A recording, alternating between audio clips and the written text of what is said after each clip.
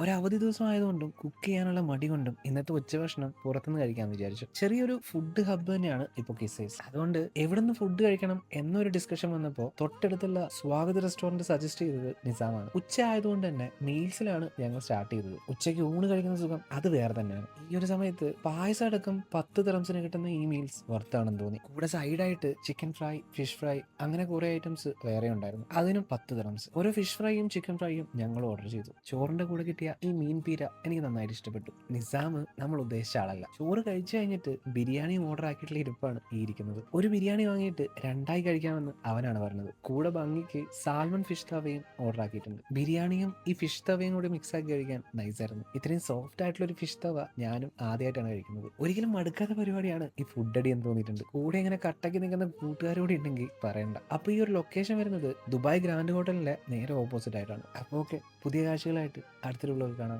By.